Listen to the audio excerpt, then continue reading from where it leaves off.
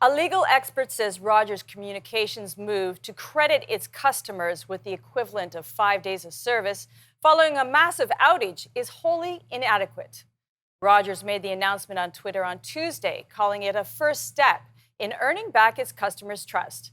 But York University professor Richard LeBlanc calls it a minimum. Dr. LeBlanc says 5 days compensation is based on the idea that the damage can be quantified solely as a proportion of a monthly fee. But he says for some customers, the cost of missed sales and canceled payments would be broader than that. But the outage affected many Canadians and in many different ways. It has led some to ask questions about oligopolies in Canada. With us now is Brendan Caldwell, Director of Caldwell Securities Limited. Welcome back to Forum Daily, Brendan. Julie, always great to be here. The Rogers outage last week affected many Canadians, and for some, the service outage focused attention on Canadian oligopolies. What is an oligopoly? Well, it's a nice way of saying a cartel. It means a group of companies, could be two companies, in which case it'd be a duopoly or more, but a limited group of companies that control a market. If they act in concert with each other, they can maximize their profit, perhaps to the detriment of customers. But there are advantages, and Canada has a lot of oligopolies in all kinds of different industries. Does Canada have an oligopoly problem? Well, that's a good question. Depends what you call a problem, because everybody's, any bug is somebody else's feature. So advantages to oligopolies, at least the way they're practiced in Canada, is that things tend to run smoothly until, like with the Rogers situation, they don't. So examples, we have two railroads, CN and CP. We have essentially two airlines, WestJet and Air Canada, but Porter flying out of the island terminal is pretty fun too.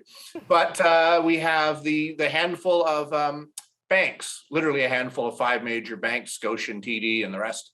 And then we have, as we're talking about now, a limited number of cell phone carriers, and that number is getting ever smaller. Is it a problem?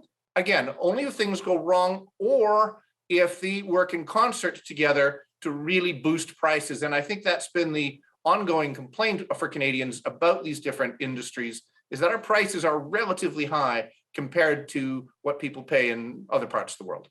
In the United States, there are people calling for giant tech companies like Facebook, Google, and Amazon to be broken up. Should Canadians be calling our companies to be broken up? I think of different situations. So when they, for example, in the United States, broke up the railroads at the turn of the 20th century, or AT&T at the end of the 20th century, you had monopolies, literal one company industries that needed to be broken up. And that was very good for America, because a lot of competition sprung up. But I think the end result is what you want. I don't necessarily want to break up Bell or Rogers or the banks, but what I think we need to do is create an environment where competition is possible.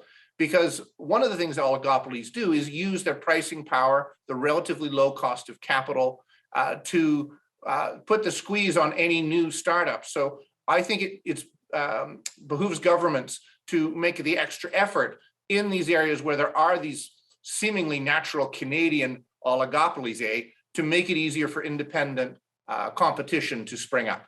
How might oligopolies impact the Canadian consumer in terms of competitive advantage or in terms of choice for those shopping around for the best price?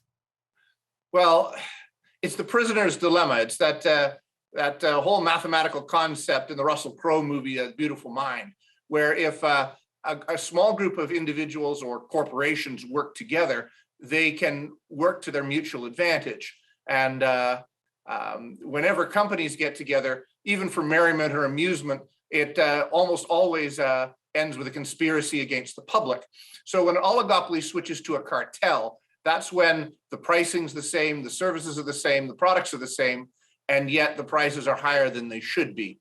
That's the argument that's made about Canadian cartels. And I think there is some truth to it, not to say that the telecoms are operating as a cartel, but there is a natural tendency toward this cooperative prisoner's dilemma behavior which does work against the public. So I don't think the solution is necessarily breaking it up, but simply making it easier for independent competitors to provide genuine choice.